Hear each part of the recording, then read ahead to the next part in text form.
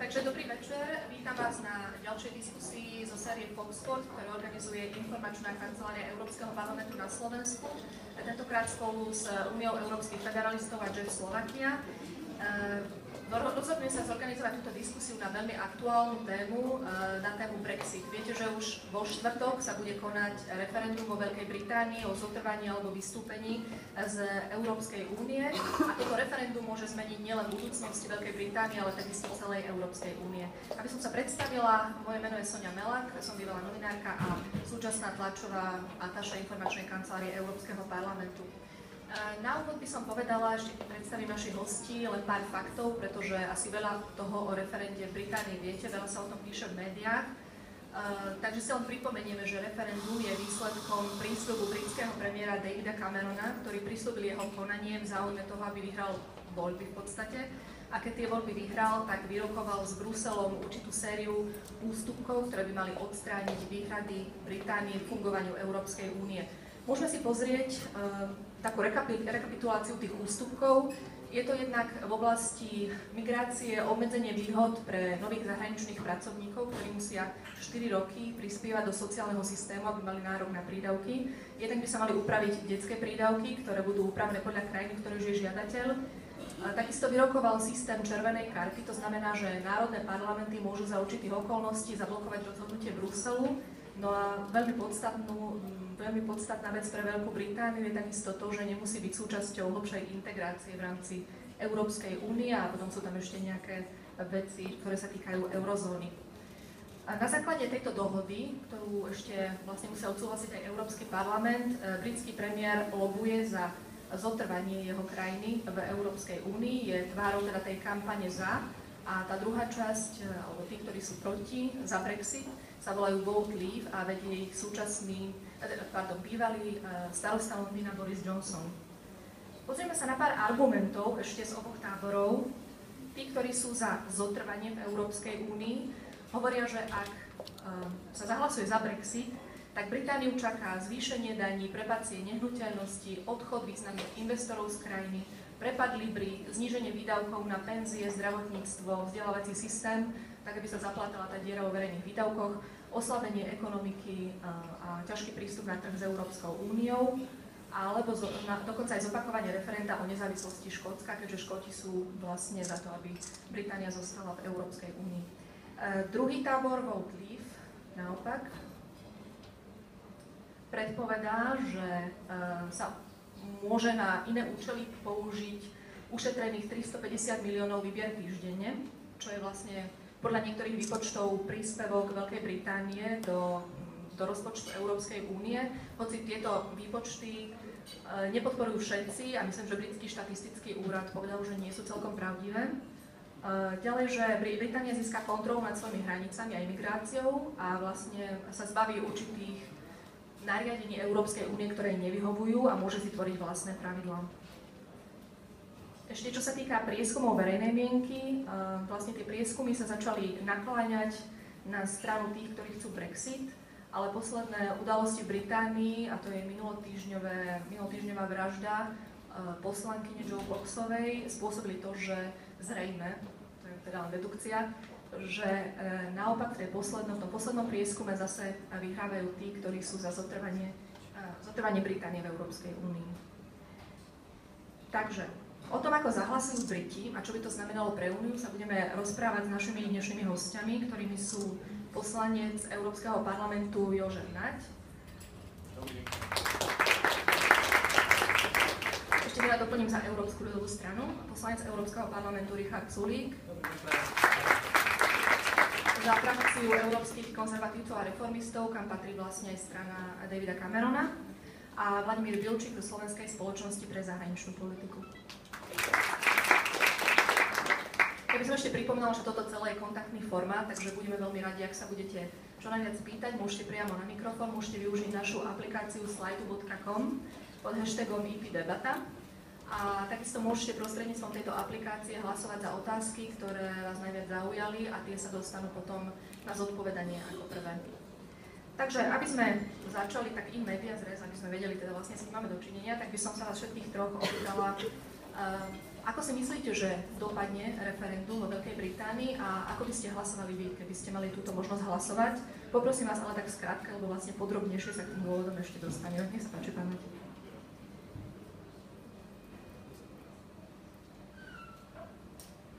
Dobrý deň, prajem. Chcel by som sa poďakovať za organizáciu tohto podujatia. A ja si myslím, že to referendum nakoniec dopadne dobre. Ako dobre myslím, že zvíťazí zdravý rozum vo Veľkej Británii.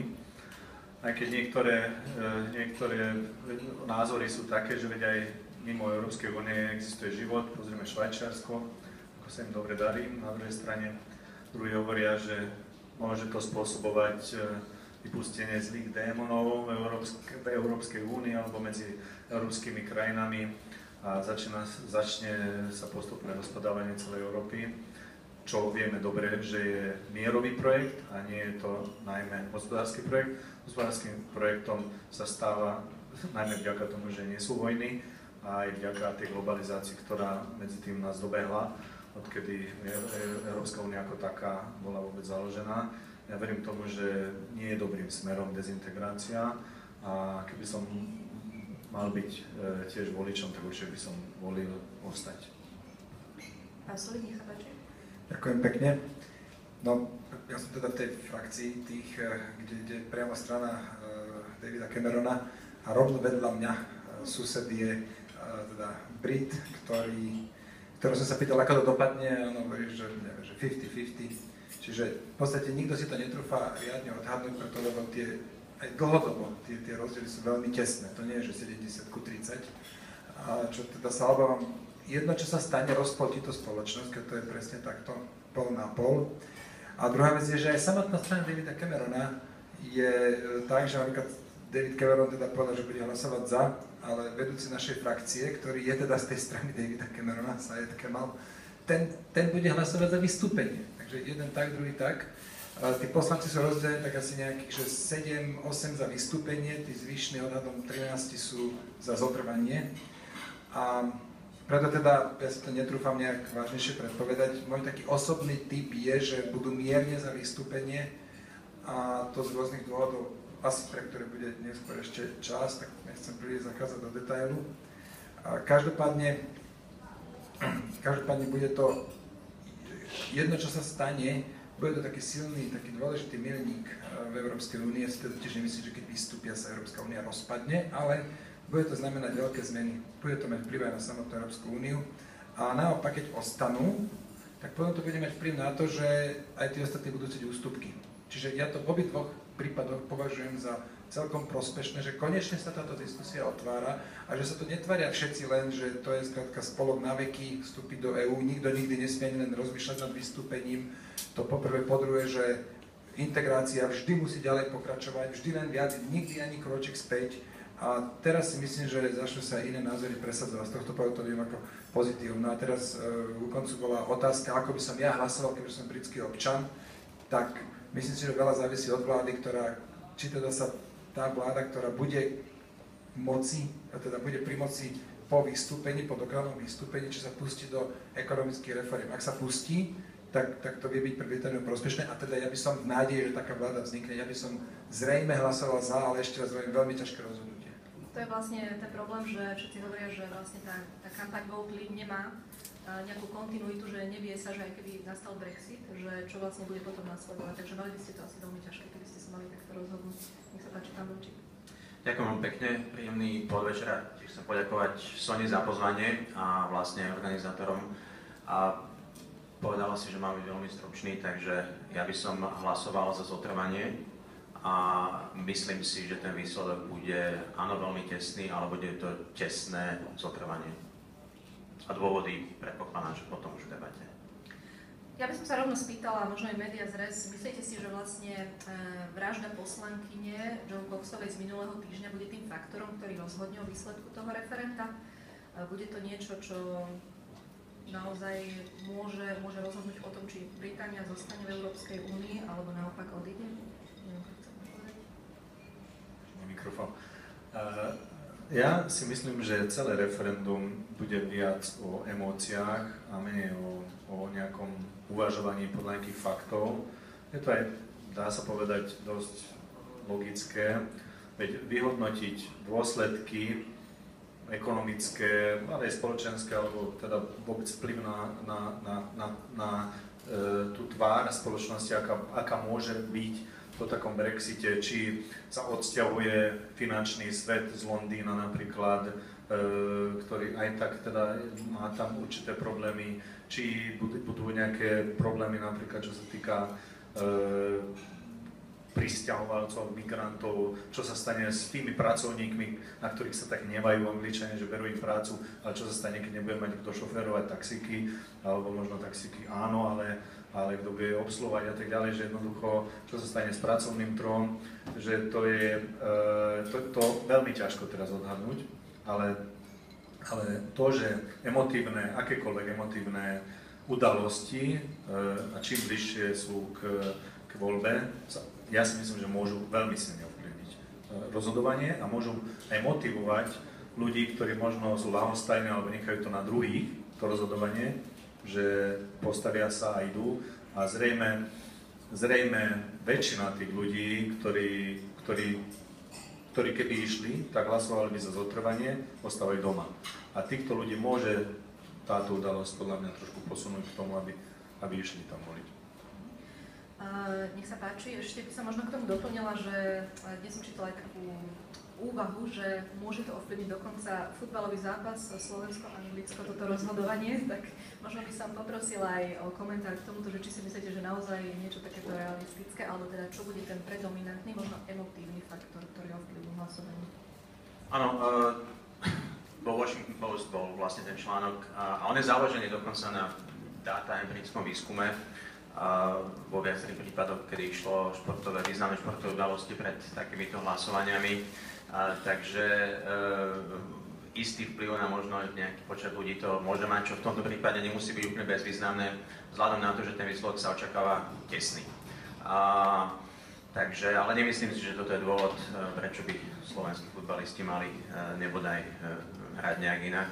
Ja dúfam, že ten futbalový zápas dopadne dobre pre oba týmy, to znamená, že oba týmy postupia a to znamená, že aj Slovensko bude mať dobrý výsledok. Ale vrátim sa k tej otázke o Joe Cox. Myslím si, že táto udalosť môže mať istý vplyv opäť na výsledok referenda. Je to jeden z dôvodov, prečo ja som povedal, že si myslím, že napokon to bude tesné víťazstvo, aj keď ono ťažko to nazývať víťazstvom, lebo súhlasím s pánom poslancom Sulíkom, že tá spoločnosť bude rozdelená naďalej a že ono to vytvorí mnohé otázky, ktoré jednoducho budú na stole pre Britániu a pre EÚ. Ale podstatný faktor, ktorý určí to, či víťazstvo, respektíve či získa väčšinu ten kemp za zotrvanie v Európskej únii, je spojený práve s mobilizáciou. Ono to spomínal, že aj pán poslanec Naď. Práve v tej mobilizácii momentálne, alebo doteraz, bola veľmi naozaj slabá zapálenosť a aj slabý predpoklad účasti lejbristických voličov, najmä tých lejbristických voličov, ktorí by pravdepodobnejšie hlasovali za zotrvanie, lebo viacerí budú hlasovať za vystúpenie. A myslím si, že práve táto udalosť môže pomôcť mobilizovať ten lejbristický hlas práve v tom hlasovaní. Takže áno, môže to mať dosah, ale samozrejme tá kampaň je už dlhodobo prešpikovaná emóciami.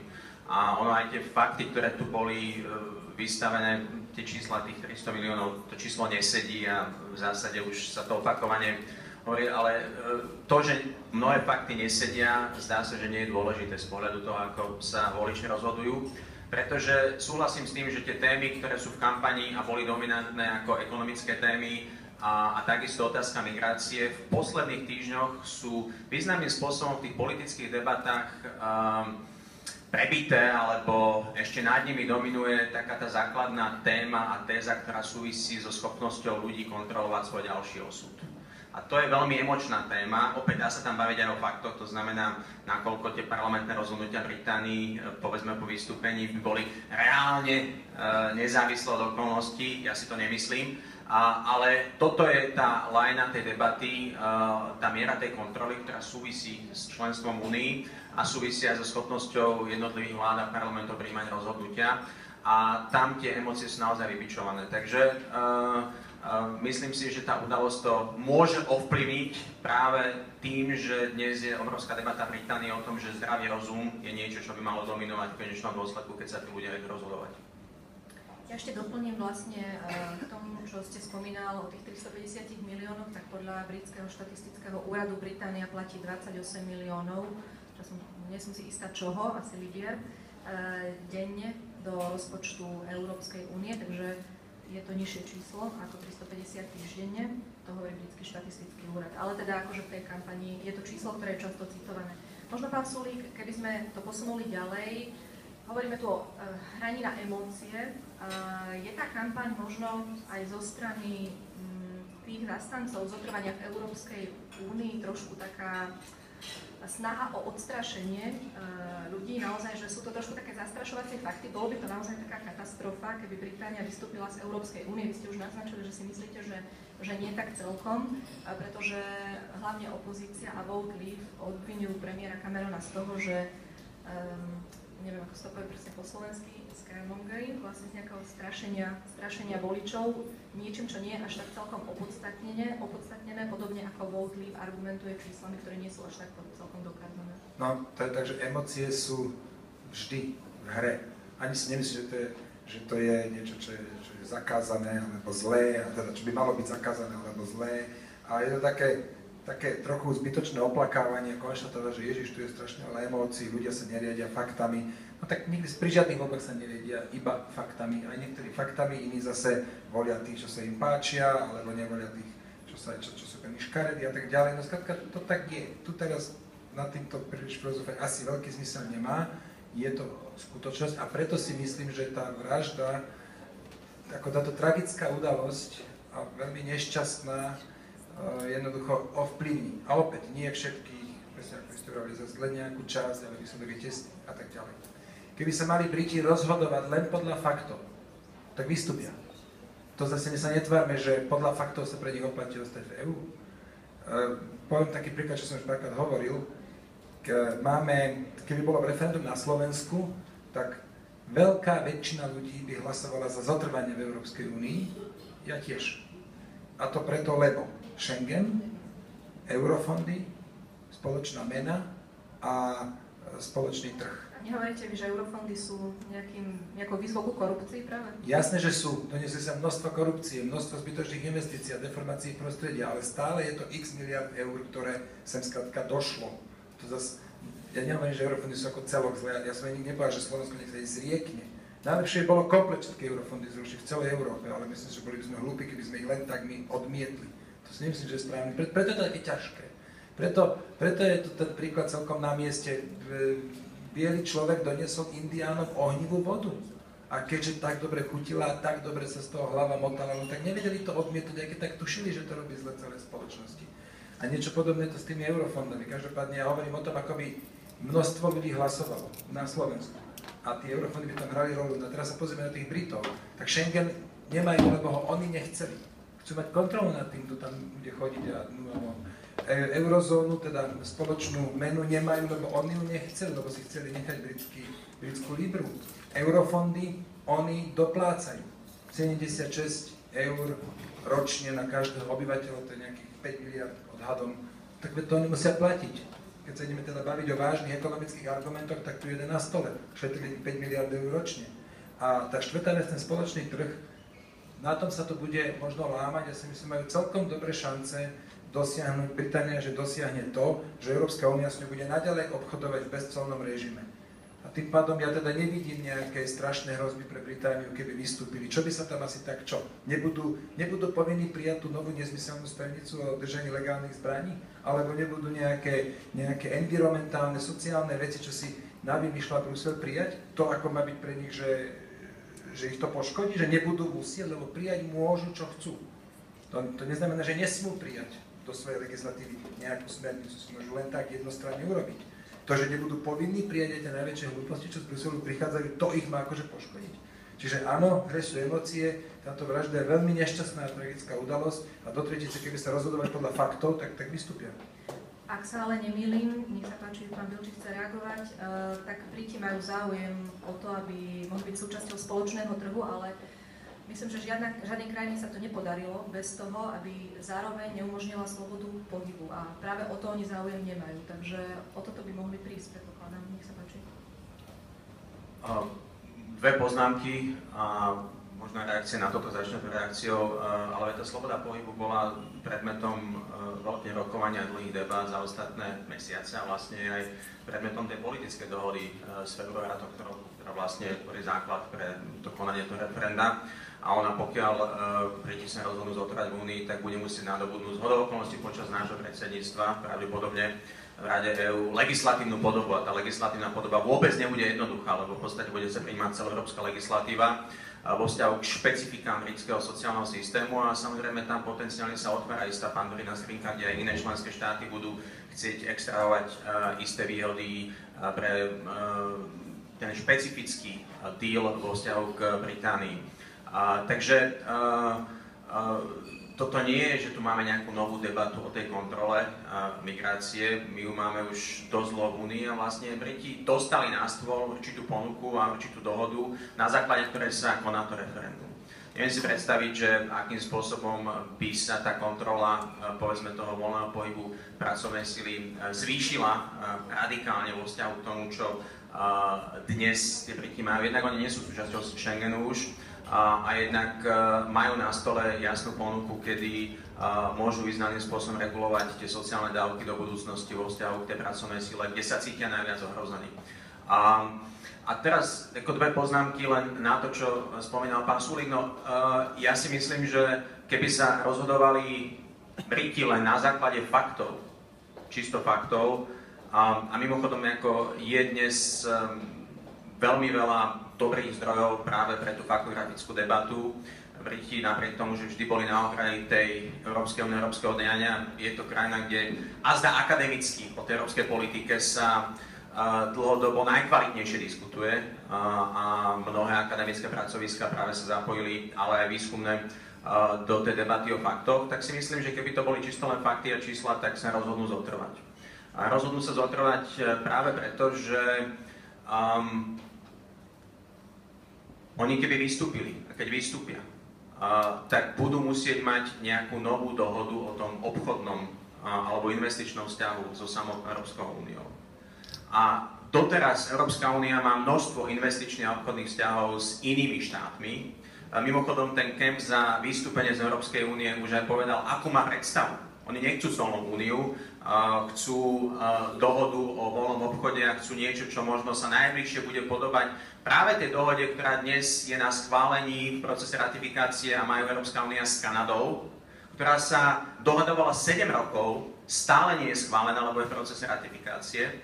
Čiže to by nebolo tak, že zrazu Briti vystúpia a máme nejaký nový obchodný vzťah. Ten obchodný vzťah jednak by sa musel upraviť vo vzťahu k tomu vystúpeniu a jednak by sa musel dohodnúť úplne nový obchodný vzťah. A samozrejme, za to, že máte s niekým obchodný vzťah, že vás niekto pustí na váš trh, tak si vypýta nejakú cenu za to. Norsko, ktoré dneska má najintenzívnejší prístup na ten spoločný európsky priestor, hospodársky, tak platí dosť veľa peňazí za to, že ten prístup má.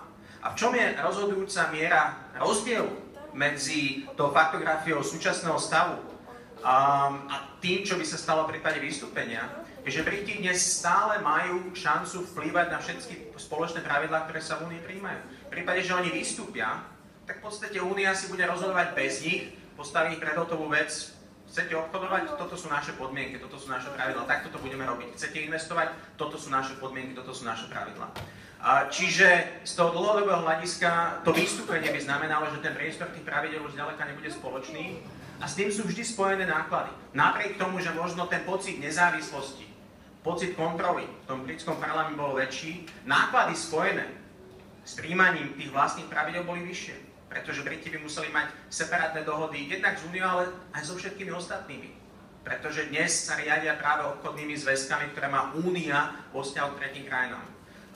Takže toľko k tej faktografii. A možno len posledná poznámka v súvislosti s tými emóciami. Ja si myslím, že keď máme voľby, keď máme možnosť rozhodnúť o tak zásadných veciach, ktoré súvisia so správou štátu, tak je škoda, keď veľa ľudí sa rozhoduje na základe toho, ako niekto vyzerá, alebo ako sa niekto usmieva. To si myslím, že to patrí na iné scény a na iné kontesty, ale nie vo vzťahu k politike, pretože tá by mala byť hlavne o schopnosti spravovať tie veci verejné čo najlepšie.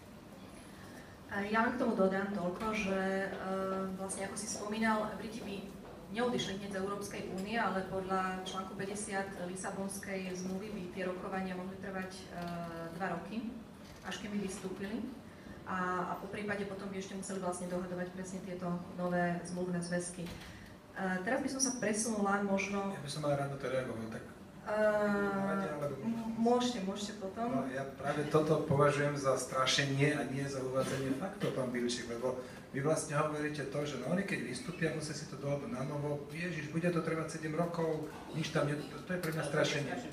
Nie. Jaký je to fakt? Prečo to má trvať 7 rokov? To po prvé. A po druhé, nech to trvá aj 10 rokov, v poriadku. A dovtedy bude čo?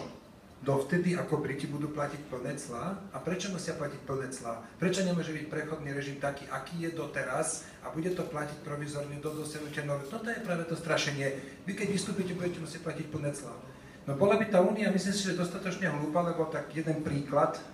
Nemecký chemický priemysel exportuje do Británie za 12 miliard eur, ale dováža iba 6.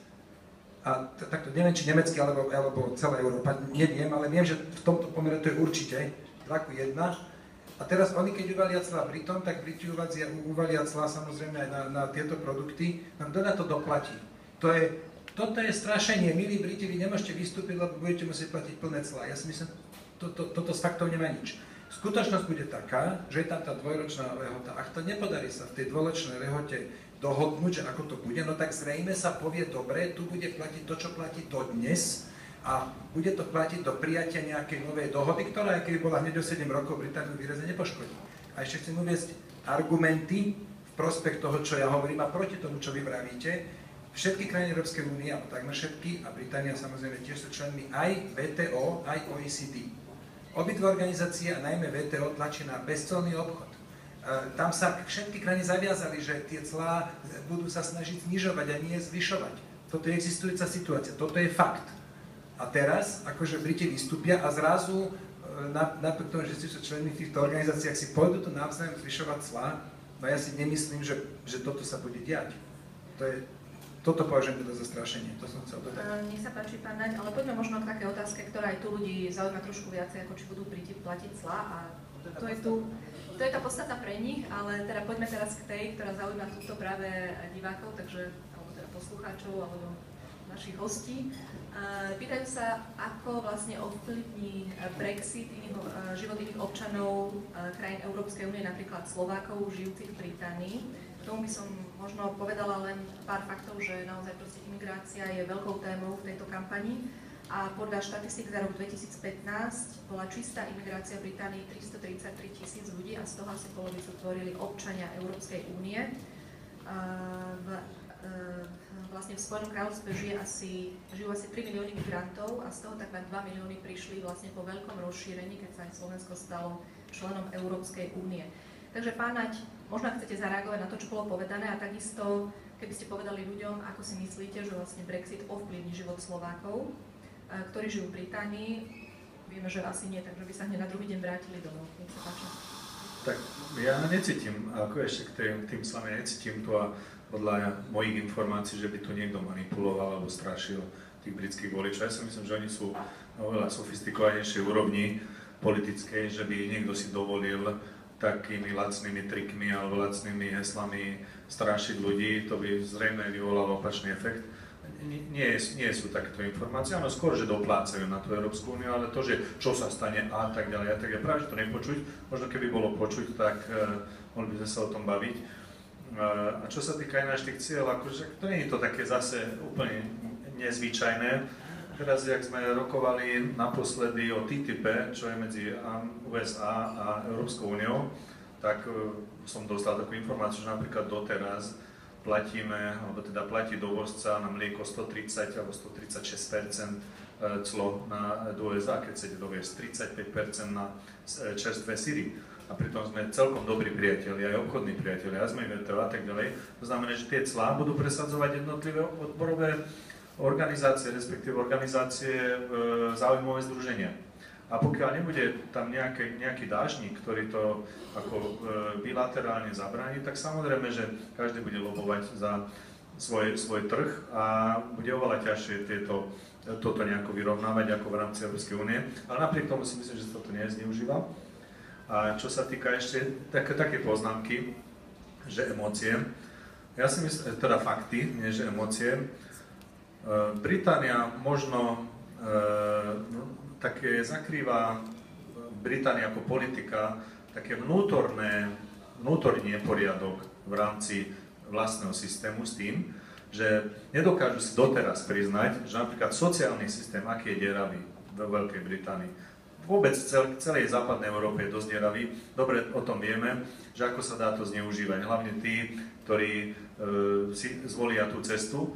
No to v Británii je duplovanie alebo ešte viacnásobne platí a oni namiesto toho, aby to napravili, namiesto toho, aby tým vlastne vyriešili tento najväčší problém, čo najviac zužuje a najviac asi naštve tých ľudí ako voličov, občanov.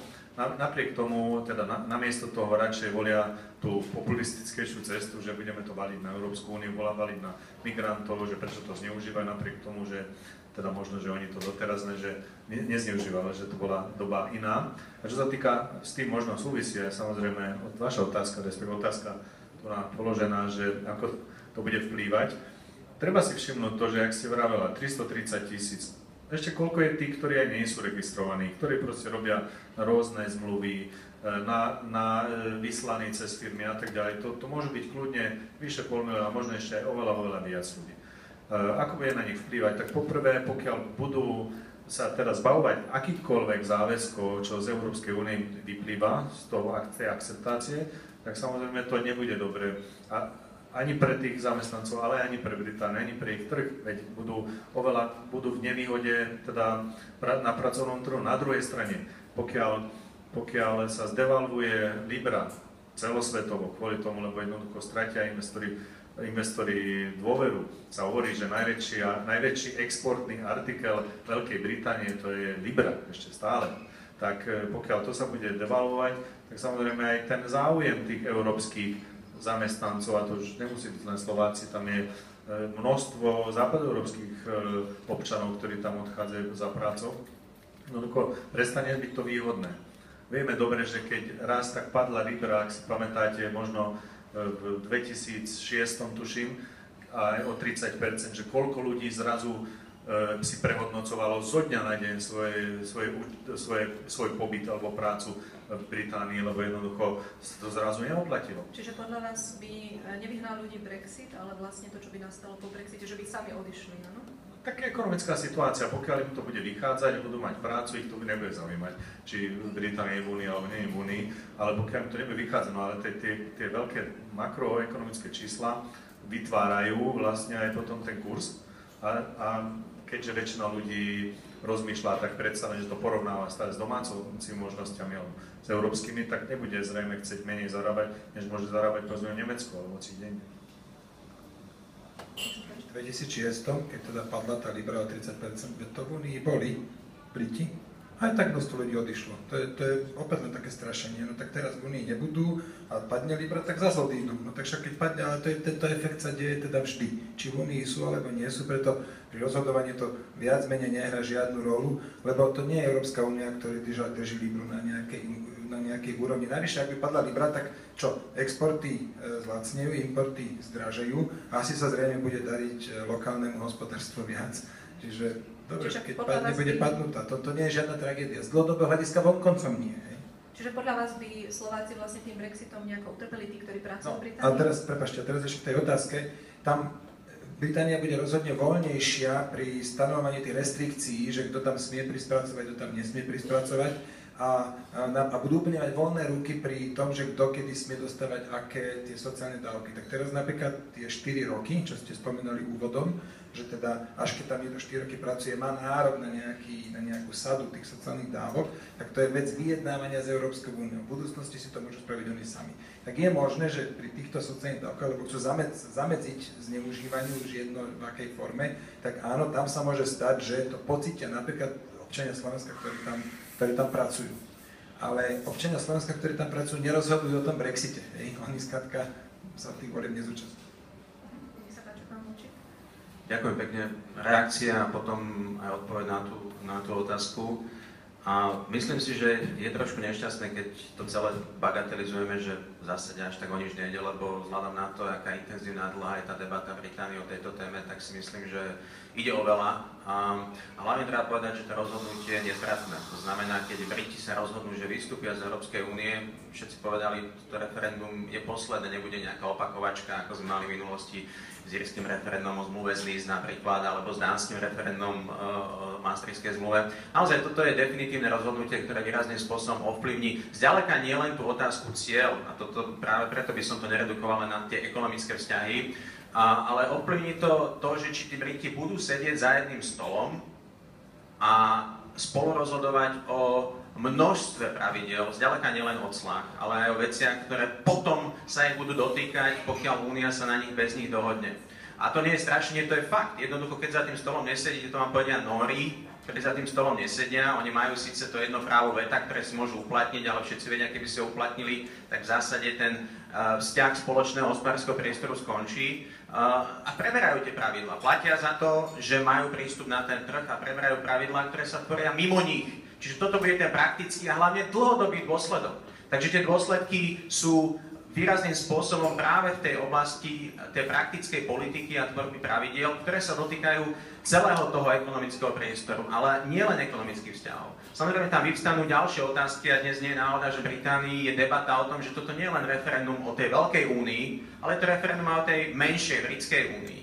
Pretože ak zvíťazí ten hlas za vystúpenie, bude to znamenať koniec Camerona ako premiéra, bude to znamenať pád jeho vlády, to znamená, že bude tam istý čas politická neistota, je otázne, akým spôsobom sa tá neistota ohľadom tej vlády vyrieši. A samozrejme otvorí to množstvo praktických vnútorných otázok. Jednou z nich je už to spomínané referendum v Škótsku, ktoré môže znamenať budúci rozpad toho Spojeného kráľovstva. A opäť je to fakt, nie je strašenie, lebo sa o tom diskutuje, pretože to je jedna z tých možností. To referendum druhé škótske je na stole a práve za týchto okolností môže byť na stole oveľa skôr, než si mnohí myslia.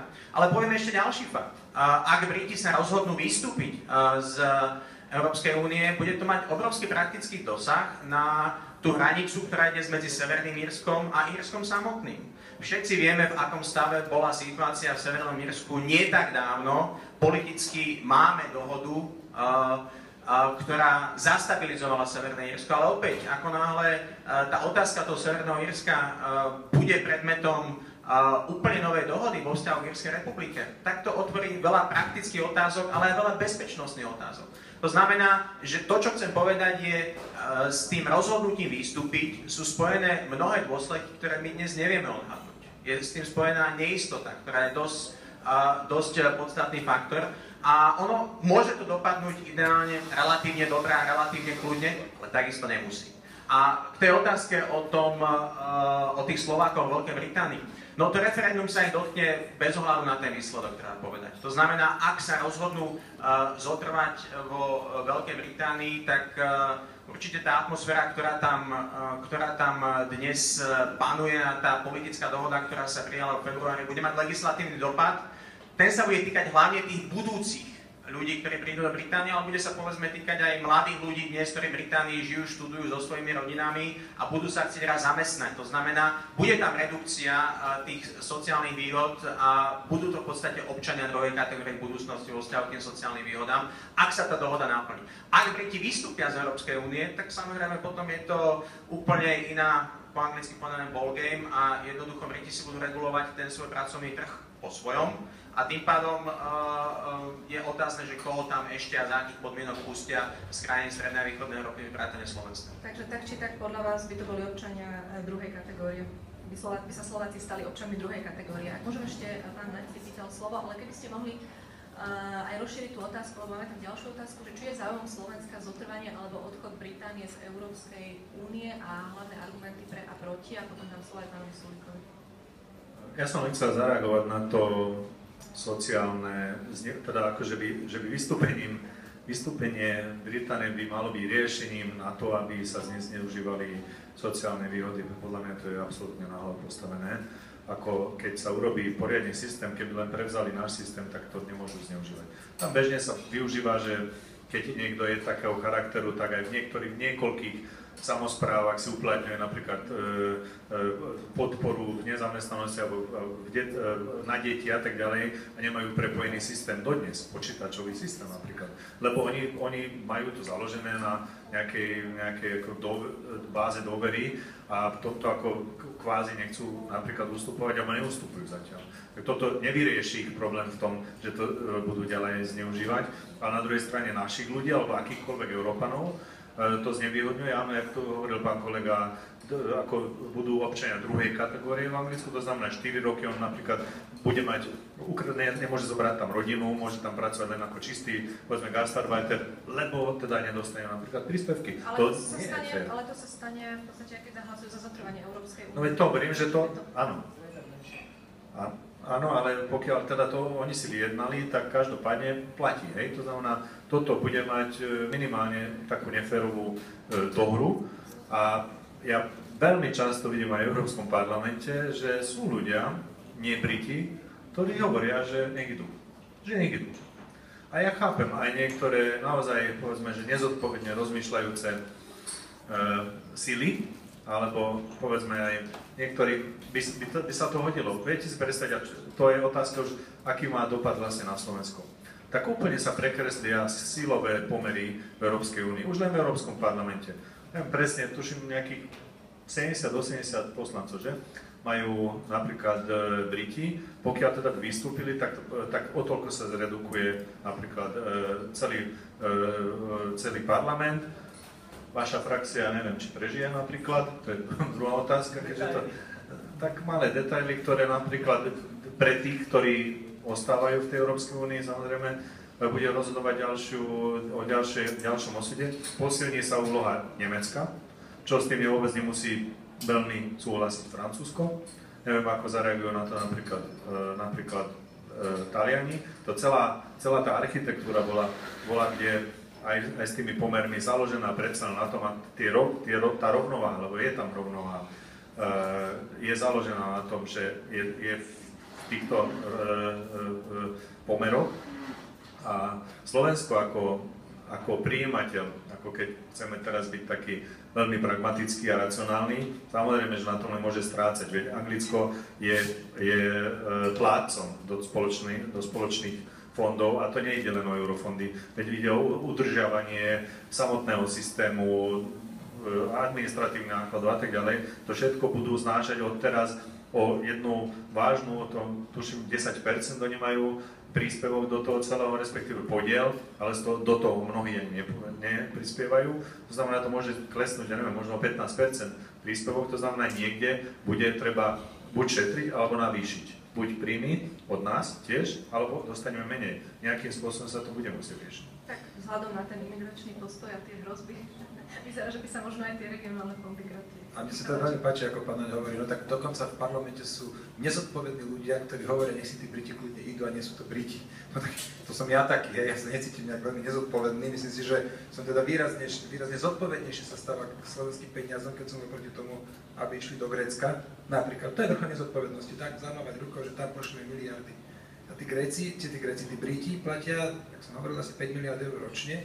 Ja neviem, čo je na tom zodpovedné chcieť, že poďme to platiť ďalej. Z pohľadu Európskej únie áno, lebo tieto peniaze pomáhajú udržiavať ten socializmus, ktorý si Európska únia medzičasom vybudovala. No ale iné sa to povedal, pán Bilčík, tento váš argument, že no ale fakt, nie je strašenie, ale fakt je, že Briti nebudú sedieť pri jednom stole s Európskou úniou. No však ale Európska únia už ani o nich nebude rozhodovať. Tak ako dnes Briti alebo Nemci, alebo kto nesedí na jednom stole s ústredným výborom komunistickej strany Číny, tak nebudú sedieť ani tu. Európska únia nebude o nich rozhodovať. Vôbec nie je pravda. Európska únia bude rozhodovať o sebe. Oni môžu robiť, že môžu strašiť, že vy, milí Briti, keď si dovolíte, toto bude to celé zlé, pozrite, no sme spacifikovali. Británia je asi 15-krát väčšia, alebo minimálne 10-krát väčšia ako Norsko. To poprvé, pozrieme sa, čo sa stalo vo Švajčiarsku. Švajčiari si dovolili v referende odhlasovať, že chcú obmedziť prívad cudzincov, aj to odhlasovali. Európska únia, samozrejme, typická reakcia, no my zrušíme všetkých 7 zmluv, ktoré máme s vami a neviem čo, potom stiali poz, lebo zistili, že v oblasti energetiky by si hodne ublížili. Každopádne nič sa nestalo. Nič. Švajčiari nie sú teda nešťastní z toho, že si obmedzili tam príval nešvajčiarov, alebo príchod, alebo čo. A jednoducho to normálne funguje. A Európska únia by si mala konečne sa zamyslieť nad tým, že asi niečo robia zle, keď musia stále takýmito donúcovacími prostriedkami nútiť okolité krajiny z pozície síly, lebo sú veľkí, tak teraz tu kadečo vymýšľajú. Európska únia sa stará o seba, nech si kľudne rozhodujú veci o sebe, a tí Briti, tí si budú rozhodovať o sebe. Čiže to, že oni nebudú pri jednom stole, to je taký istý argument, ako že nebudú pri jednom stole s tou komunistickou stranou Číny. No nebudú, no tak budú rozhodovať o sebe. A potom tie... do toho môžem skočiť, a nie je to aj trošku vlastne naopak tak, že aj Briti donútili Európsku úniu urobiť im určité ústupy, ktoré by si iné krajiny nemohli dovoliť ani spravodlivé. Máte úplnú pravdu, pokiaľ sú v jednom spolku, tak je dôležité, aby sedeli pri tom stole, pokiaľ tá únia by mala rozhodovať o Británii tak ako doteraz, že sa Británia odovzdala časť svojich kompetencií do Bruselu a tam sa prijímajú rozhodnutia, ktoré priamo, však aj slovenské zákony sú na 70% ovplyvnené európskou legislatívou, vtedy je strašne dôležité sedieť pri tom jednom stole. Ale keď britské zákony budú na 0% ovplyvnené európskymi smernicami, tak ako pri takom stole vôbec nemusia sedieť. Áno, bude nejaký tlak, keď zamedzíte hentomu, to je presne to strašenie, ale to nie sú ekonomické argumenty. Ešte vás preruším, bo je tam jedna otázka na vás, takže by sme ju hneď mohli zodpovedať, na vás personálne. Nie je to o tom, prečo ste vyhrali voľby, či ste pekní alebo nie, ale je to o tom, že či si viete predstaviť, že by v prípade Brexitu mohla SAS iniciovať podobné referendum aj na Slovensku? No nevidím na to dôvod. Ako som vravel úvodom, poprvé ja sám robím veci aj v politike, o ktorých som teda naozaj presvedčený. Nie som presvedčený, že Slovensko, totiž je veľký rozdiel, či vystupí Slovensko, alebo aj iný netopláca, Dánsko. Dánsko je vo veľmi podobnej situácii ako Británia, ale je len také veľké ako Slovensko. Je veľký rozdiel, či vystupí malá alebo veľká krajina, ktorá navyše má v Londýne finančné svetové centrum. Čiže ja teda nie som presvedčený o tom, že Slovensku by takéto niečo prospelo. Tam verím, že by to Slovensku, tam som presvedčený, že by to Slovensku poškodilo. Lebo naša vyjednávacia sila jednoducho moc mala. Si predstavte, že Fico by tam prišiel a dupol by si, že tak, musíte robiť také, onaké, alebo my pôjdeme, veď by ho tam vysmiali, lebo sme jednoducho maličkí. Británia je počtom obyvateľov druhá, možno tretia najväčšia krajina v Európskej únii a vystúpenie pre Britániu bude v konečnom dôsledku oveľa väčšia škoda pre Európsku úniu ako pre Britániu samotnú. Ale teda my určite takéto niečo, tu sa zaväzujem verejne, my teda ani omylom by sme to nešli. Chcel pán Bilčík zareagovať. Ja by som sa možno aj spýtala, že keby sme sa presunuli do takej trošku širšej roviny, čo by znamenal odchod Británie pre Európsku úniu? Sú špekulácie, že buď by to bola nejaká veľká katastrofa, niektorí politici dokonca špekulovali, že by to až nejak ohrozilo západnú civilizáciu, ak to trošku nepreženiem, čo povedali. Niektorí ďalší hovoria, že naopak, že by vlastne Únia mala viacej možností sa reformovať, práve preto, že by vlastne taký najväčší euroskeptik, ktorý tie reformy nepodporoval, odpadol, alebo že by to mohlo byť ale aj nepríjemné pre Slovensko tým, že by vzniklo nejaké tvrdé jadro Európskej únie, do ktorého by sme sa nemuseli dostať. Takže možno na toto keby ste mohli reagovať.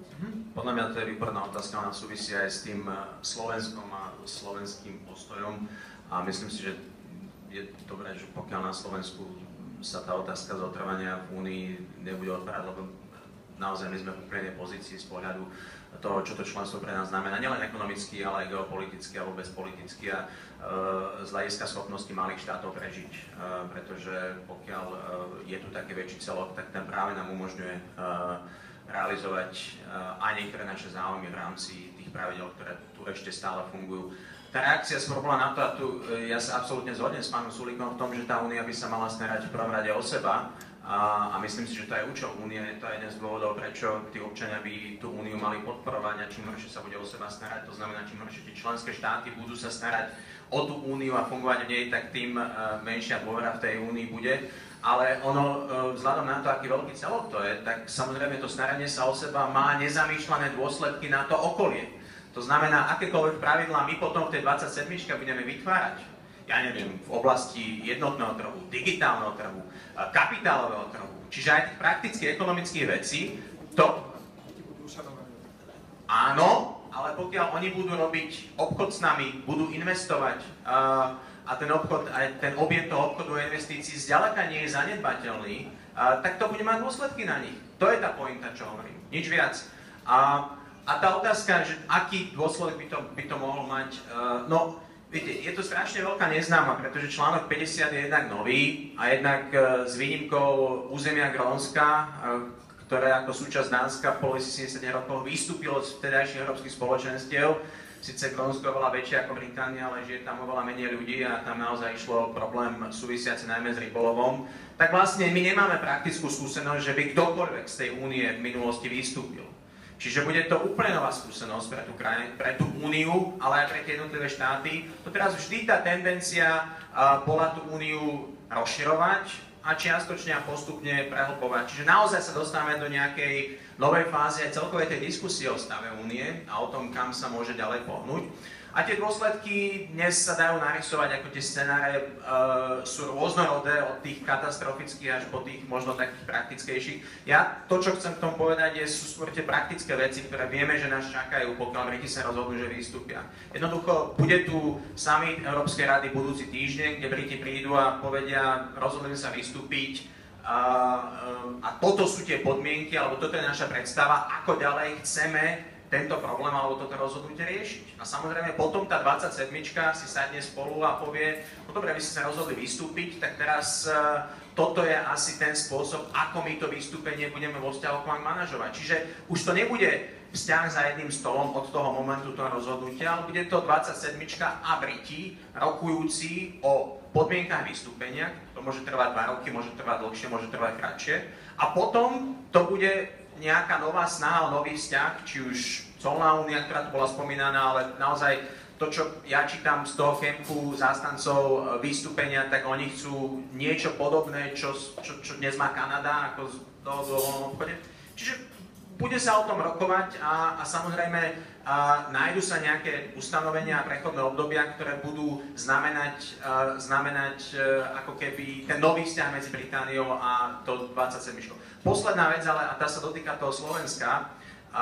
Myslím si, že pre Slovensko to, že Briti odídu, bude jedna veľká škoda. Práve preto, že v mnohom aj ten britský dlhodobý pragmatizmus, najmä v tých ekonomických otázkach, ale aj celkovo to geopolitické postavenie Británie v rámci EÚ v súvislosti s rastúcou nestabilitou, či už v našom južnom alebo juhovýchodnom alebo východnom susedstve, je niečo, čo tú úniu robilo silnou. Prirodzene silnou vzhľadom na to, že tá Británia je síce bývalá a čiastočne sa rozpadajúca koloniálna mocnosť, ale stále je to krajina, ktorá má obrovské ekonomické a takisto aj mocenské zdroje vplývať na ten svet okolo. A tým pádom, že je súčasťou únie, tak tú úniu robí aj stabilnejšiu. To znamená, z pohľadu toho malého Slovenska by došlo k novým mocenským vzťahom v rámci 27, kde to postavenie najmä Nemecka by bolo oveľa dominantnejšie. A samozrejme bolo by potom veľmi otázne, akým spôsobom tá vnútorná politika tých jednotlivých členských štátov bude vplývať na budúce nastavenie a fungovanie tých pravidel, ktoré máme dnes v Únii. Čiže bola by to nová realita bez tých Britov z hľadiska aj tých vnútrounijných mocenských a tým pádom aj tých praktických legislatívnych vzťahov a na to sa takisto musíme pripraviť. Je to niečo, o čom musíme rozmýšľať a úplne posledná vec, bude to mať dopad na naše predsedníctvo v Rade EÚ v tom zmysle, že Slovensko nebude viesť skoro určite rokovania s Britániou, tam sa nájde iný spôsob, ale jednoducho nie je náhoda, že slovenské predsedníctvo, slovenská vláda predstaví svoje priority až po tom samite budúci týždeň, pretože sa čaká na výsledok toho referenda a mnohom aj na ten tón výstupu z toho samitu a to si myslím, že predurčí aj tú ambíciu toho slovenského predsedníctva. Lebo my sa môžeme dnes veľa vecí nalinajkovať, naplánovať, ale samozrejme mnohé z tých vecí môžu ísť aj pôjdu do úzadia, pokiaľ sa Briti rozhodnú vystúpiť z Európskej únie, pretože ten politický kalendár, ten legislatívny kalendár a aj schopnosť tých štátov komunikovať o veciach, ktoré sú dnes v legislatívnom a politickom pláne, bude výrazne obmedzená tým, že toto bude dominantná agenda pre úniu ako celok. Ja by som vám teraz dala možnosť premyslieť si otázky a zatiaľ poprosím pána Naďa, aby tiež odpovedal túto otázku. Akým smerom pôjde Európska únia, ak naozaj príde k Brexitu? Bude to tesnejšia integrácia alebo dezintegrácia?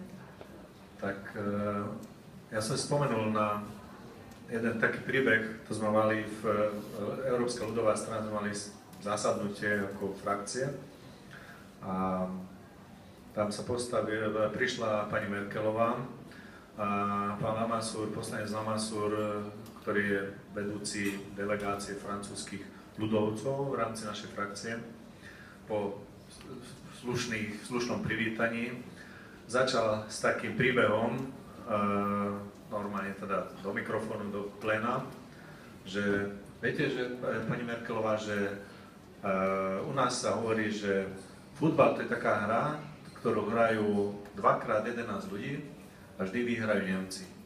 A už sa začína u nás hovoriť aj to, že Európska únia je také spoločenstvo, kde je 28 krajín a vždy je tak, ako chcú Nemci. A toto povedal verejne na zasadnutí najsilnejšej frakcie premiérke Nemecka. Preto ja si myslím, že v prípade, že Anglicko vystúpi, Veľká Británia, tak naozaj toto bude asi najväčší problém. Že tak sa preskupia mocenské sily alebo rovnováha, že to môže najviac potom ovplyvniť pri rozhodovaní vnútri únie. A to bude najväčšia úloha pre celú Európsku úniu, aby sme to zase nejakým takým mechanizmom vyriešili, aby sme vyvážili túto ako nerovnováhu. A treba povedať, že Nemci na jednej strane naozaj nezneužívajú, ale využívajú svoje líderstvo.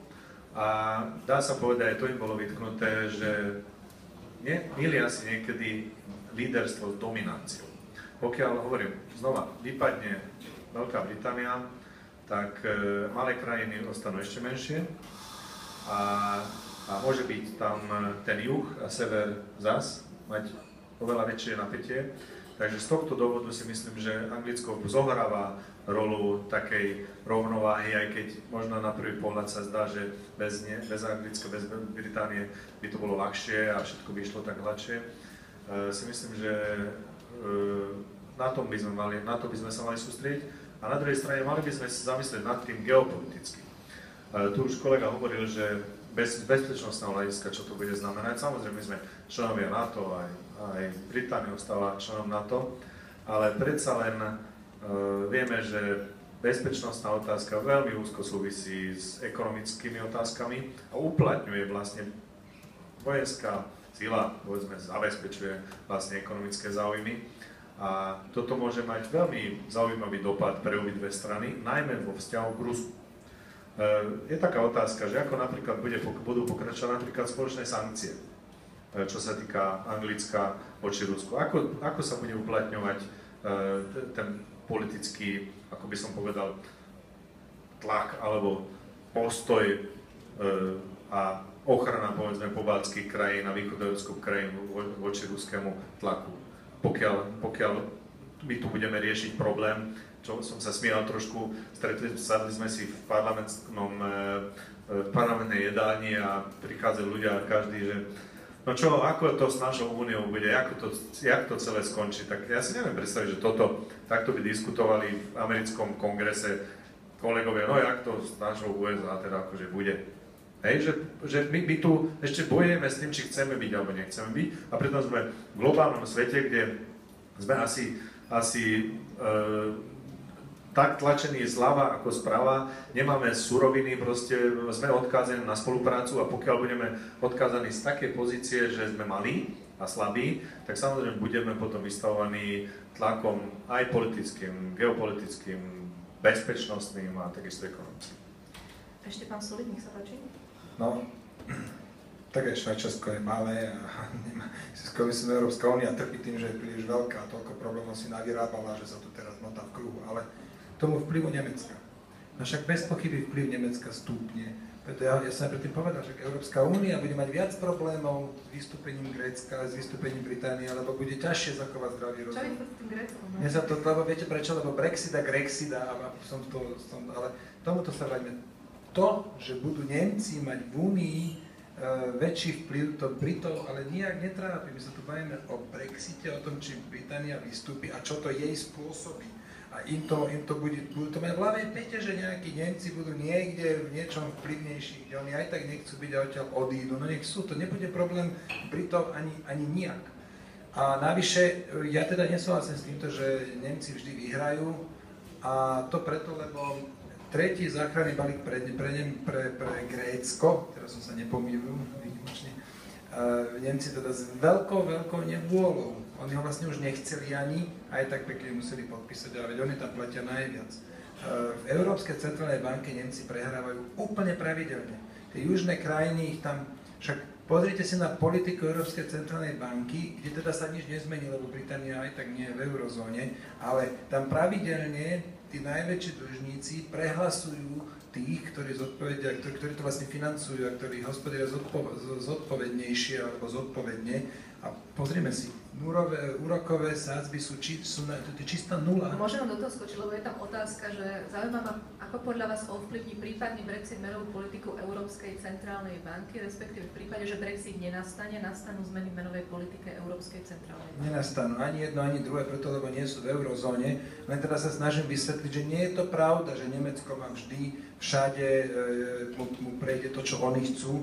Aj utečenci, však Nemci ako strašne chceli, aspoň tých 160 000 utečencov je bolo rozdelených. A doteraz čo bolo rozdelené? 500 000? Neviem, pán Naďový, možno budete vedieť, takéto reálne číslo, že sa najviac... Vôbec nie je pravda, že Nemci sa vždy presadia, budú akurát pevnejší v Únii, ale to nie je problém Britov. A z ich pohľadu, no, tak napríklad tie sankcie. No tak dobre, tak oni budú voľní a môžu si povedať, tak toto je pre nás našu povedať nezmyselné, my teraz začneme, tak budú na tom akurát profitovať, lebo Únia sa samo zaviazala, že nesmie dodávať nič do Ruska, Rusi na to reagovali, že teda nesmie ani mlieko dodávať a Briti si budú zrazu dodávať.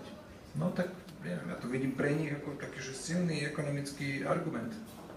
Ak môžem, poprosila by som teraz, ak máte vy osobne otázky, nech sa páči.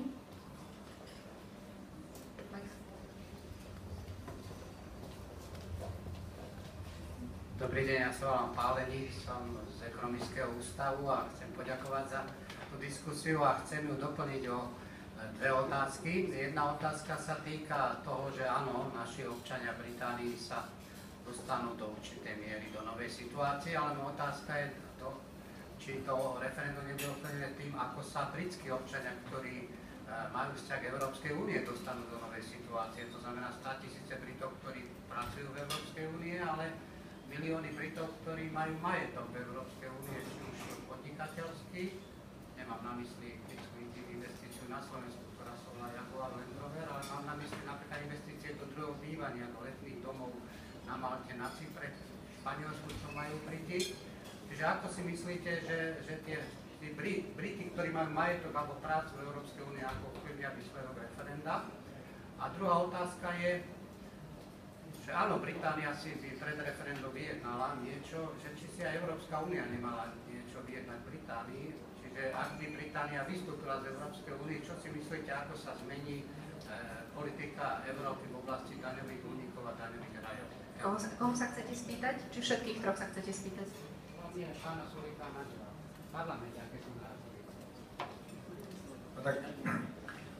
No jasné, že sú tam kadejaké prepojenia za desiatky rokov, čo boli spolu v jednej únii. No myslím si, ale aj tu budú platiť nejaké právne zásady, tak napríklad tá o tom, že chceme sa teda, pokiaľ to je len nejak možné vyhnúť retroaktivite.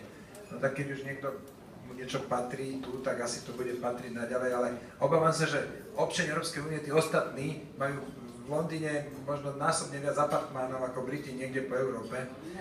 Ale aj tu bude treba zohľadniť. Čiže to len chcem povedať, že no, áno, dojde k vyjednávaniam, zrejme dojde k nejakým zmenám, ale nemyslím si, že tie zmeny budú také, že poškodia len Britov a nijak nepoškodia Európanov. A keď teraz keď pôjde zdravý rozum bokom, tak tie zmeny budú také, že budú poškodení aj jedni, aj druhí.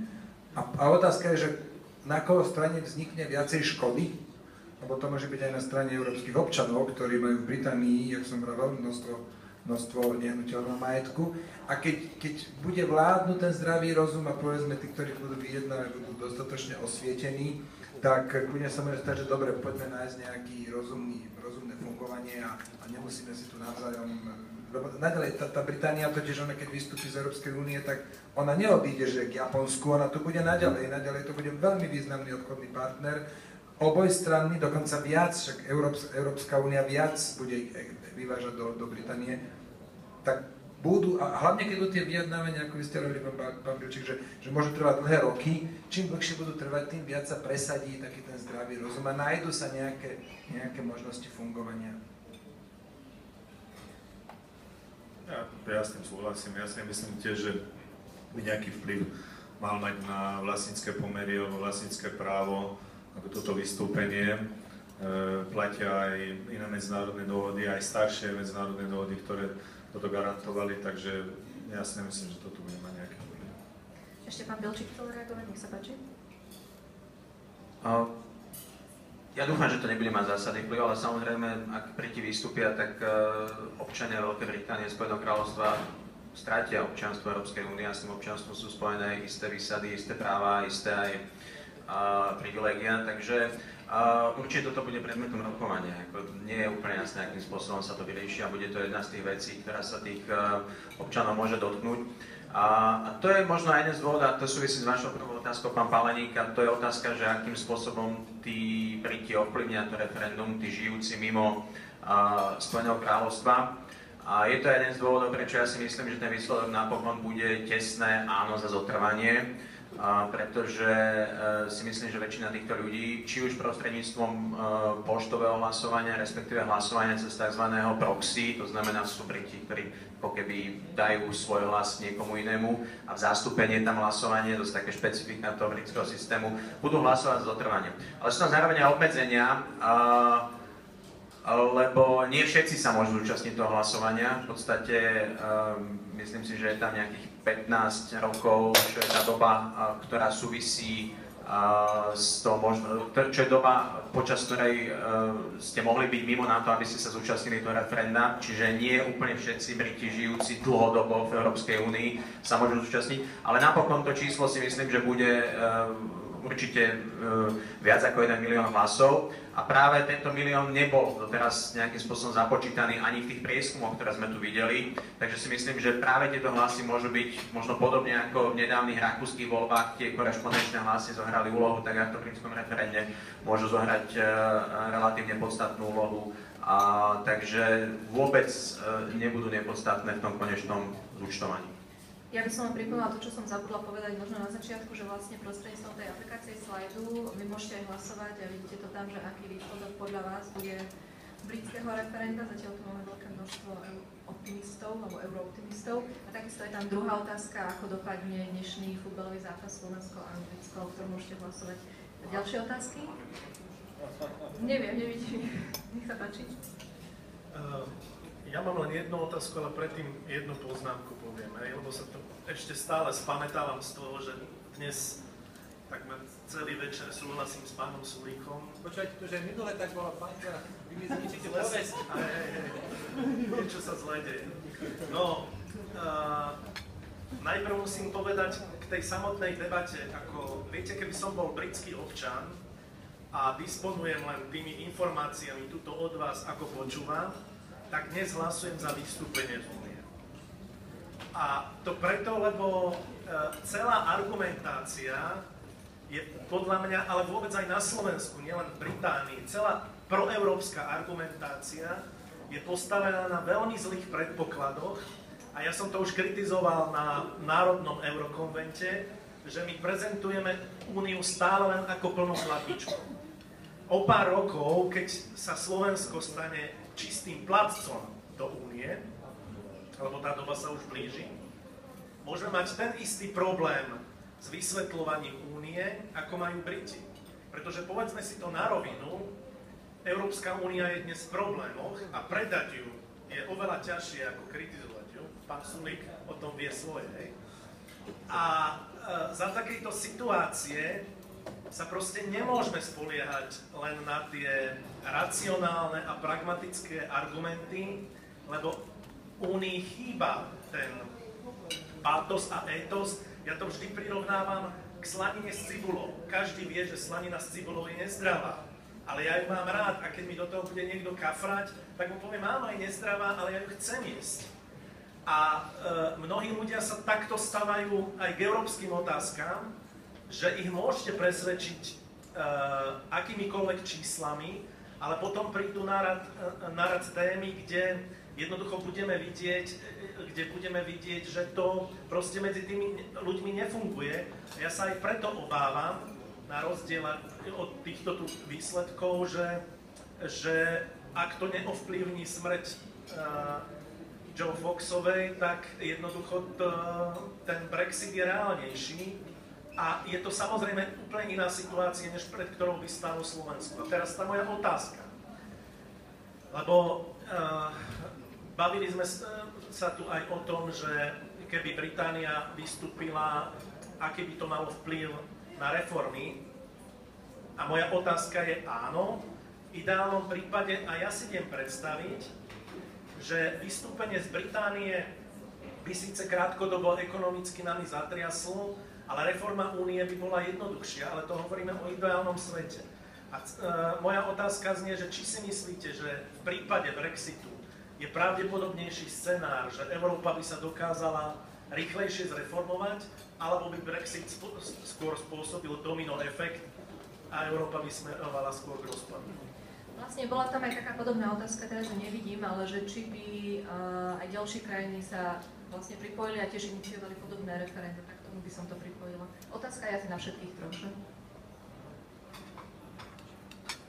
Tak len by som pripomenul, že nedávno bolo referendum v Holandsku a teda predpovedali, že bude mať pokračovanie, pokiaľ britské referendum bude úspešné.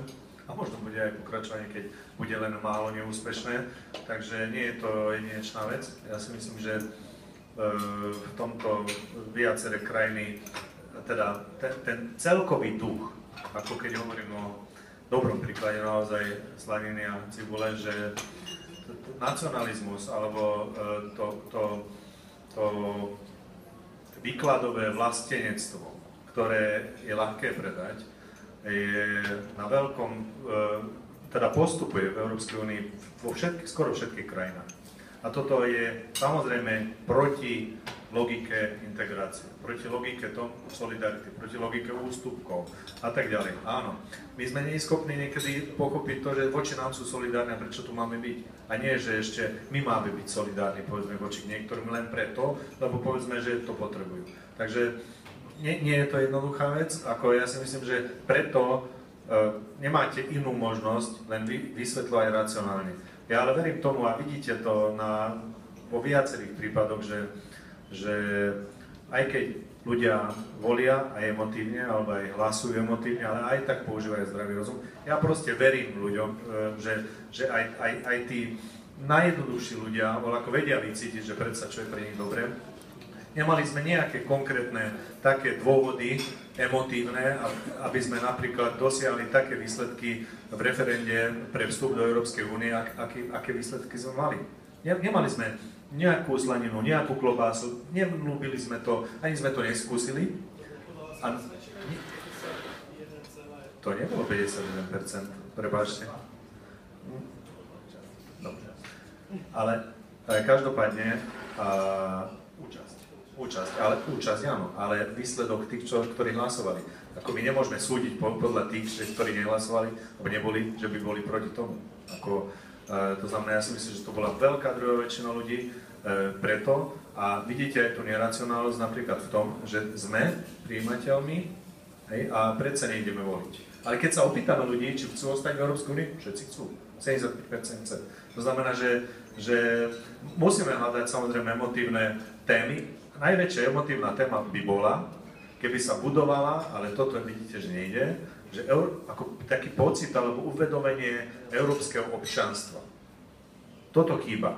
Ale toto vidíte, že chýba nielen na Slovensku, nie len v Nemecku alebo hocikde, ale proste hocikde chýba. A vidím, že tu je najväčší dôvod asi tie právomoci národné. Jednoducho, kým nebude nejaká politická únia, kde na jednej strane budeme prenášať priamo na európsku vládu aj tú zodpovednosť z volieb, respektíve vychádzali tie vlády, nielen tí poslanci, a musia zodpovedať voličom z Európskej únie za svoje činy a nebudú určované a nebudú také strany, ktoré budú musieť sa starať nielen o svoju popularitu, lebo to vidíme teraz v parlamente, povedzte pán Sulík, každý Hovorí sa, že európsky poslanec je poslancom všetkých Európanov a nie vlastnej krajiny a pritom každý hrá a zohrieva len vnútropolitické témy v rámci Európskeho parlamentu. Strašne to vidieť, samozrejme niekedy je to pod pokrývkou, ale vždy to trčí, že každý hrá domov. Toto môže zmeniť jedine to, pokiaľ by mali tie strany, by sa povytvárali také platformy a by sme vytvorili pre nich takú možnosť, aby mali zodpovednosť aj za nás a nielen za svojich vlastných voličov. Pán Solík, vy ste spomínal ohnivú vodu, tak čo hovoríte na slaninovský blog? No, o tom by sa dalo diskutovať, nejaká mangalica, údajne necholesterolná, a cibuľa vonkoncom nie je nezdravá, čiže ja teda, ale vynechajme ten príklad, z vašej otázky. Najprv na pána Naďa by som chcel reagovať, no tak chcem sa ohradiť, pán Naď, ja nie som europoslanec všetkých Európanov. Ja som europoslanec, ktorý je tam za Slovensko a za občanov Slovenska. Tí ma volili a keď budú najbližšie voľby a budem kandidovať, tak budem presne toto hovoriť. Ja budem zastupovať vaše záujmy. To, že sa to nepáči veľkým Európanom, že sa to nepáči Šulcovi, Junckerovi, tomu plne rozumiem. Na ich mieste by sa mi to nepáčilo zrejme tiež, ale ja každopádne budem toto robiť. Lebo si myslím, že taký ten projekt, to je moje hlboké presvedčenie, tieto Spojené štáty európske, čoraz viac integrácie. My sme všetci Európania, ja si myslím, že to je odsúdený na neúspech.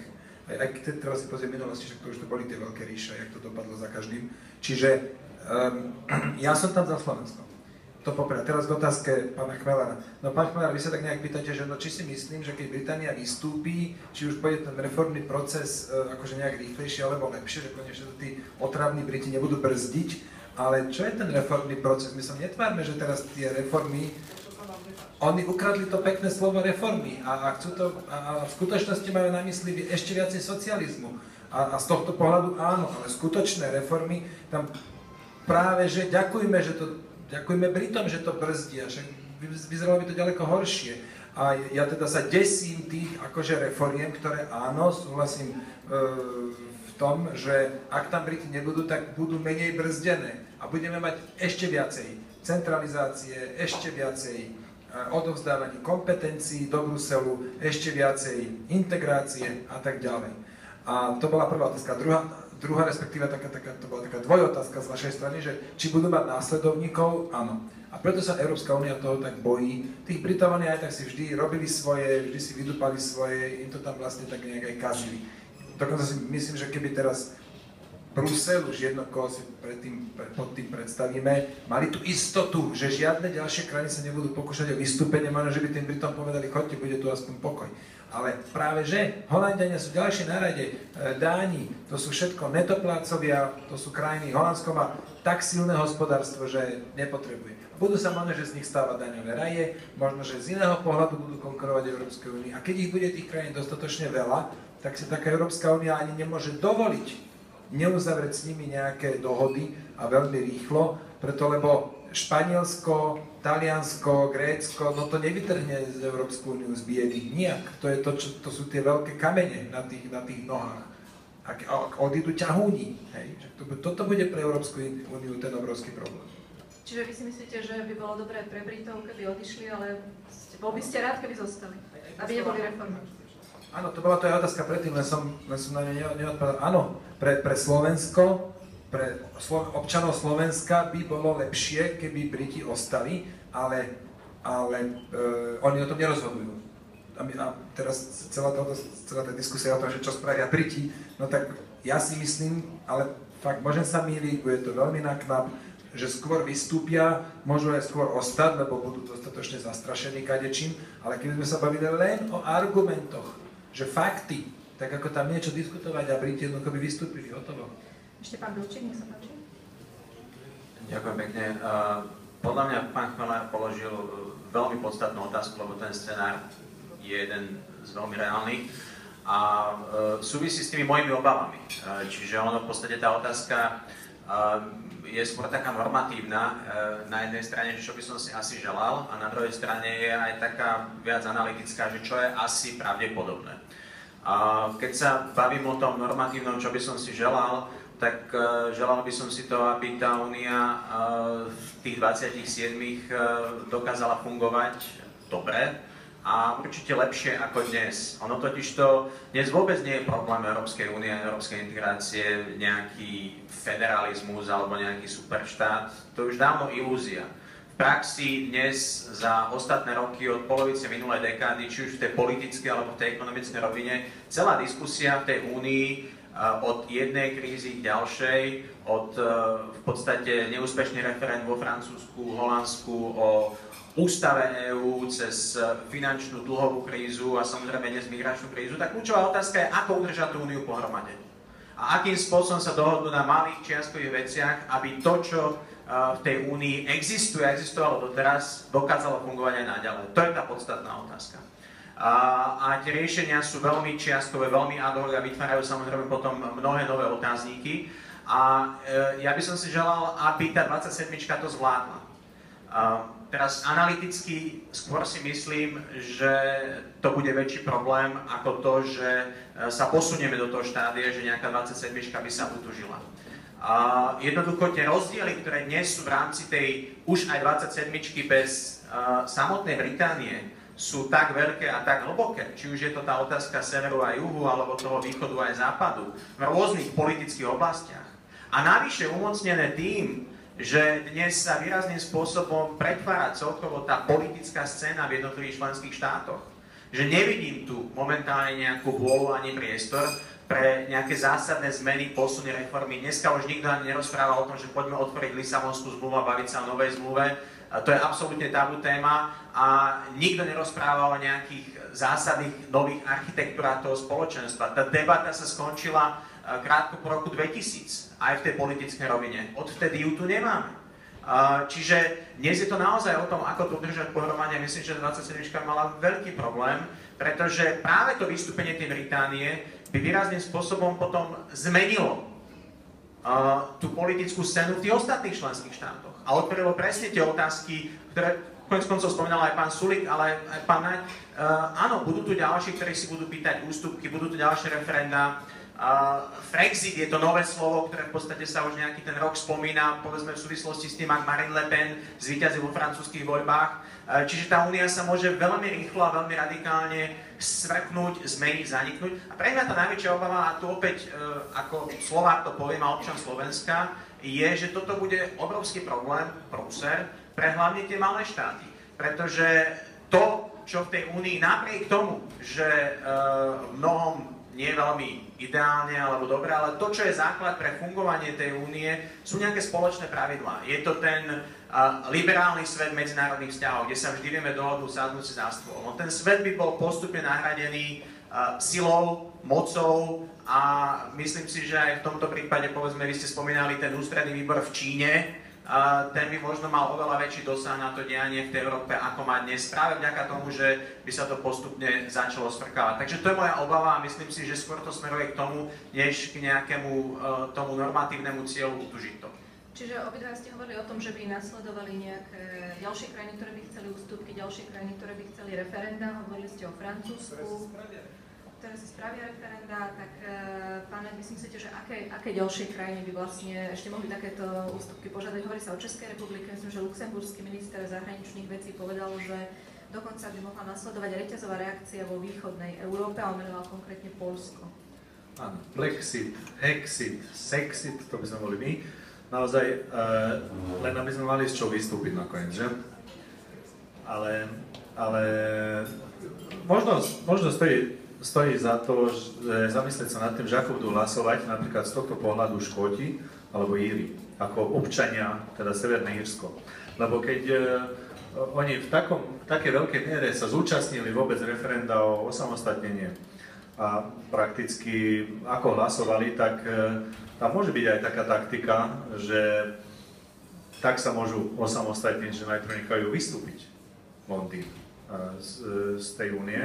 Takže to ešte môže zahrať takú rolu tiež, ale to je tiež otázka a veľmi zaujímavá otázka, že ako by sa potom postavilo k tomu únia.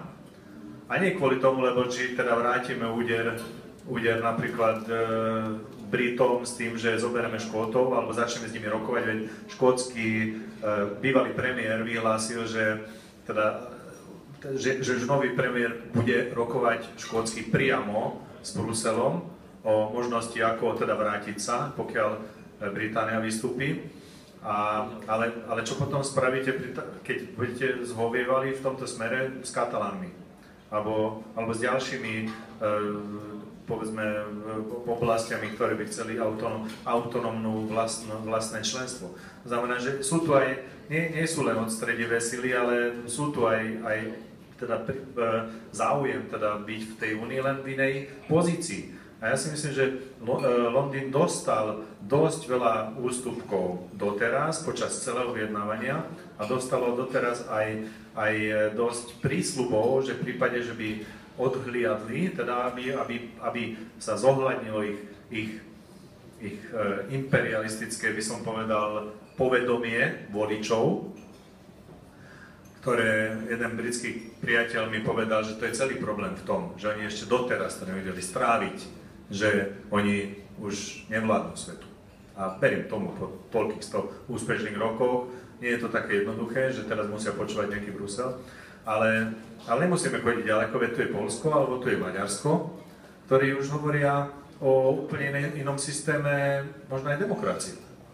Že aj toto, že ako systém nevyhovuje, nie len, že zväzok nevyhovuje, ale vôbec fungovanie systému. A ja si myslím, že veľmi nebezpečné je hrať na tú notu, čo možno vy, pán Sulík, trošku tak zľahka ako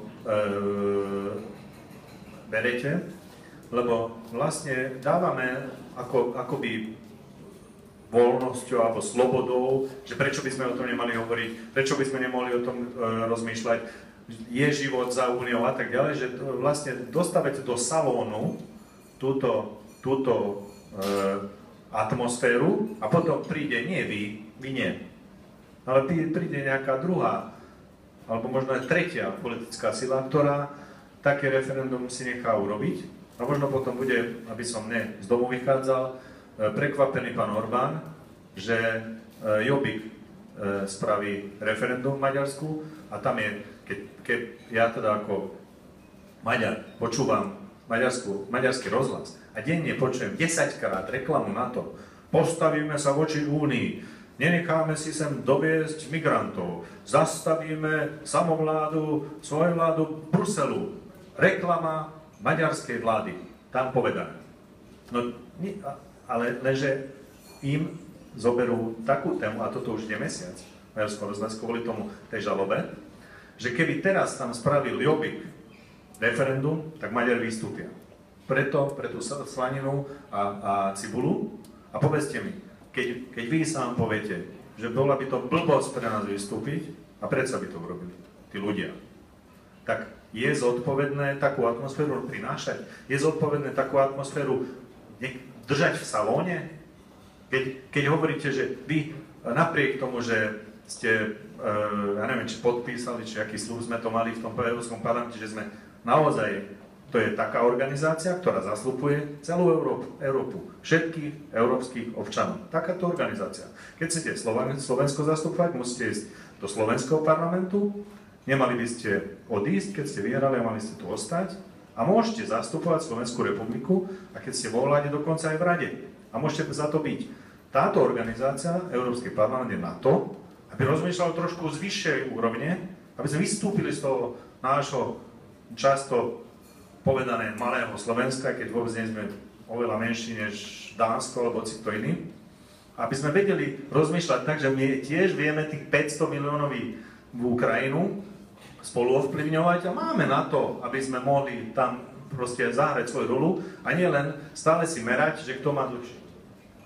Poprosím krátku reakciu, lebo už pomaličky končíme. Dobre, tak aj ešte na pána Bilčíka som sa vedel trochu reagovať, tak najprv pán Naď. No, dobre, kebyže vidím, že to je ctihodný spolok ľudí, ktorí dodržiavajú nejaké princípy, určite dodržiavajú dohody, konajú v zmysle nejakže zdravého rozumu a tak ďalej, tak asi by som bol prvý, ktorý tu bude teraz napríklad, ktorý by tú skvelú Európu obhajoval, ale tam jednoducho sa rozmáha socializmus. Tam sa rozmáha veľmi nekorektný spôsob nedodržiavania dohôd. Tam sa práve rozmáha to, že tu budeme, ty si mali tak buď ticho.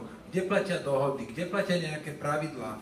V Grécku napríklad. A teraz chcem aj pána Bilčíka spomenúť, vy ste robili teda, že môže sa stať, že tá únia, ak som to teda dobre pochopil, že sa tak zmení, že dnes teda platia nejaké pravidlá a potom môže, že to bude rozhodovať podľa zásady, že je silnejší. No tak veď, my sme mali pravidlo, článok 125 Lisabonskej zmluvy je strašne konkrétne pravidlo, každá krajina ručí za svoje záväzky sama. Ja som sa domáhal dodržiavania pravidiel a zažil som to na vlastnej koži, jak potom došlo a tlak, alebo skrátka z pozície moci, ako aj so mnou ľudia jednali a veľmi dobre vieme, ako to dopadlo. Práve, že tá Európska únia nie je ctihodný spolok. Je to skrátka niečo, čo sa odosobnilo od reálneho života, tam si žijú slonovinové veži, vymýšľajú teda množstvo socialistických vecí, vyhýbam sa slovu hlúposti a tak to vyzerá. A ešte ja ju mám obhajovať? Nie, ja som tam za to, aby som obhajoval Slovenskú republiku, alebo občan Slovenska, to teda poprvé. A po druhé chcel som povedať, a rýchlo mi pripomente, čo ste ešte povedali, ja som to považoval za strašne dôležité. Možno to až také dôležité nebolo. No, asi to tak dôležité nebolo. No, tak prihlásim sa. Ale tak, ako pýtajú sa niekedy ľudia, keď už o tom hovoríte, že čo robíte v Európskom parlamente, vlastne keď ho tak kritizujete, okrem kritizovania. Ale považujem to za dôležité, to prvé. Pravili ste ešte také, že už asi od roku 2000 alebo 15 rokov, že už sa nediskutuje o tom, že stále viac integrácie, ale skôr sa diskutuje o tom, ako to udržať. No, bodaj by ste mali pravdu. Bohužiaľ, nie je to tak. Aspoň nie, že vždy. Pravili ste, že nenájde sa nikto. Tak konkrétne šéf liberálov, kde som bol predtým, Guy Verhofstadt, rozhodne nie je nikto, je to veľmi vplyvný človek. Počujete, to je ako, že Kartágo musí byť zničené. To každý jeho prejav pomaly je viac integrácie, viac Európy. To, čo nám pomôže, je skutočne viac Európy. Áno, nefunguje to všade. Dobre, urobili sme nejaké chybičky, ale my to napravíme hneď, ak nám dáte ešte viac kompetencií, nebojte. My to každý jeho prejav, alebo každý druhý jeho prejav, to po prvé a po druhé. A tiež úplne konkrétne, dokument, ktorý zostavuje Slovenská republika, taká výročná správa nášho členstva, prednedávnom to bolo v parlamente, v Národnej rade, tam hneď na strane 2 nájdete. Hlásime sa k ďalšej integrácii. To ešte roky potrvá, akože súhlasím s vami, že už tá nálada sa našťastie preklápa, ešte roky potrvá, kým sa oficiálne prestane diskutovať, a tam vnímam ako veľkú zásluhu Davida Camerona, že toto si vyboxoval, že Briti sa nemusia žiadnej ďalšej integrácie a iného obšťasťovania Bruselom zúčastňovať a že ešte roky potrvá, kým sa toto konečne naozaj presadí, a nie len, že sa začína o tom diskutovať, lebo to nikam nevedie s tou ďalšou integráciou. Európa je skrátka spoločný trh. Je to voľný pohyb tovarov, služieb, kapitálu, osôb. Toho nech sa držia. Tam toto fungovalo preukázateľne a to, kam sa vyberajú, to skrátka spôsobuje len ďalšie problémy. A teda posledná veta. Od posledných 8 rokov sa Európska únia potáca od jednej krízy k druhej a všetky, alebo takmer všetky si spôsobila v podstate sama. No a potom bola ešte tá otázka, že čo robíte v tom parlamente teda? Tak ja tam hlasujem v súlade s mojím presvedčením. Okay. To je taká, že práca poslanca medzi. A momentálne bojujem proti tej smernici o zbraniach. O legálnej držbe zbraní. Akože ideme bojať proti terorizmu, tak obmedzíme legálnu držbu zbraní. OK, dobre. Máte ešte nejaké otázky? Môžem ešte reagovať. Aj Kotleba povie, že 2 + 2 sú 4, ja nebudem tvrdiť, že to je iné. Konečne som narazil na niečo, s čom s vami zásadne nesúhlasím. Najprv sa odrazím od toho, že radšej tu nepoužívajme také pojmy ako že socializmus, lebo by som vás veľmi rýchlo musel usvedčiť z neznalosti pojmov, lebo to je tak, ako keď ľavičiari hovoria, tí majú pocit, že Európa je neoliberálna a je to len ideologické záhadzovanie slovami. Skôr som chcel zamerať pozornosť na to, že nemyslíte si, že už táto debata je zastaraná, lebo vy rozmýšľate stále v úsečke viac integrácie, menej integrácie. Ale problém Európy nie je viac integrácie, problém Európy je v tom, že je to mačkopes. Veď Spojené štáty, ktorých sa tak hrozíte, sú síce federáciou, ale problém vidím v tom, že Spojené štáty, respektíve, že Európska únia má sfederalizované tie veci, ktoré Spojené štáty nemajú a naopak tie, ktoré by mali byť spoločné, my máme rozdelené. Proste, keď toto bol ten problém, ktorý som povedal na začiatku, keď vy hovoríte, že Európa je jednotný trh, tak ja vám garantujem, že môžete tu akokoľvek hovoriť, že vy by ste boli za zotrvanie v Únii, tak Únia sa na tejto retorike rozpadne, lebo príde tá doba, keď bude mať Európa problémy ako dnes A to vyplýva práve z toho, že sme tým Európanom nedokázali dať pridanú hodnotu, len tú hodnotu plnej chladničky. Keď je tá chladnička prázdna, začínajú vykrikovať, že v takej Európe nechceme byť. Však ja s vami súhlasím v tomto, vo všetkom, áno. Čiže jednoducho, ak tá únia nemá vyššiu hodnotu toho európskeho občianstva alebo niečo viac, tak ak ju vysvetľujeme len na základe ekonomických výhod, tak príde čas, keď sa jednoducho táto vec rozpadne a my budeme posudzovať... Nie, to vôbec nie je pravda. Pri spoločnom trhu to nie je pravda. Pri tej plnej chladničke je to pravda preto, lebo jedného dňa ju nebude mať kto plniť. Ale pri spoločnom trhu ten môže existovať 500 rokov. Bez problémov povie sa Európska únia je toto. Spoločný trh a hotovo. A nebudem to, viete, že tá plná chladnička to nie je spoločný trh, plná chladnička sú eurofondy. Trošku sekla, lebo už sme sa trošku ďaleko dostali, tak ešte posledná reakcia, pán Bilčík, a potom už. Len jednu vetu, aby sme sa nebavili o tej únii ako niečo abstraktnom alebo niečo, čo si tam žije niekde svoj život.